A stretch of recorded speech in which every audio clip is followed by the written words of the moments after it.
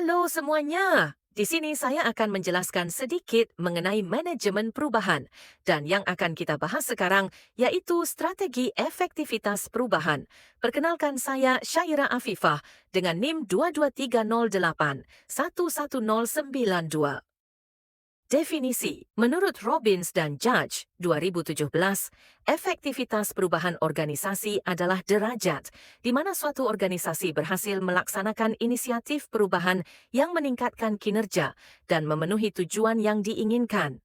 Artinya, efektivitas perubahan diukur dari sejauh mana organisasi berhasil menerapkan inisiatif perubahan yang mampu meningkatkan kinerja dan mencapai tujuan yang diinginkan. Contoh singkatnya, salah satu contoh efektivitas perubahan organisasi dapat dilihat pada proses digitalisasi layanan PT KAI. Perusahaan tersebut mengalihkan sistem pemesanan tiket dari loket manual ke aplikasi KAI. Akses perubahan ini meningkatkan kecepatan pelayanan dan mengurangi antrean panjang, sehingga tujuan peningkatan kinerja dan kemudahan akses bagi pelanggan tercapai. Tujuan 1. Menyesuaikan diri dengan perkembangan zaman dan teknologi. 2. Meningkatkan efisiensi dan produktivitas. 3. Meningkatkan kualitas SDM dan budaya kerja. 4. Memastikan relevansi arah organisasi. Contoh singkatnya, pemerintah Indonesia menerapkan sistem OSS, Online Single Submission, untuk mempercepat proses perizinan usaha. Jika dulu perizinan membutuhkan waktu lama, OSS membuatnya lebih cepat dan transparan. Langkah ini ditujukan untuk meningkatkan efisiensi birokrasi dan mendorong masuknya investasi. Faktor yang menyebabkan terjadinya perubahan. 1. Teknologi. 2. Kondisi ekonomi. 3. Kompetisi global. 4. Perubahan sosial dan demografi. 5. Tantangan internal contohnya. Perusahaan startup terus digital yang bergerak di bidang layanan aplikasi sering mengalami perputaran karyawan yang tinggi, dengan banyak karyawan baru hanya bertahan 3-6 bulan. Untuk mengurangi hal ini, perusahaan perlu fokus pada retensi karyawan melalui perbaikan rekrutmen dan onboarding, peningkatan kompensasi dan penghargaan, serta pengembangan karir dan lingkungan kerja yang lebih baik.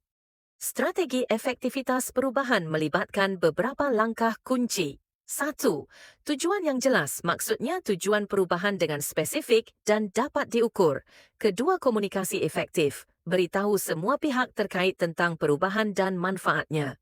Ketiga, partisipasi aktif. Libatkan karyawan atau pihak terkait dalam proses perubahan. 4. Rencana implementasi. Buat rencana tindakan yang rinci dan realistis. 5. Pemantauan dan evaluasi. Pantau kemajuan dan evaluasi hasil perubahan. Contohnya, perusahaan fast food McDonald's sempat mengalami penurunan penjualan di beberapa wilayah akibat munculnya pesaing lokal. Untuk mengatasi hal ini, McDonald's menargetkan kenaikan penjualan 10%.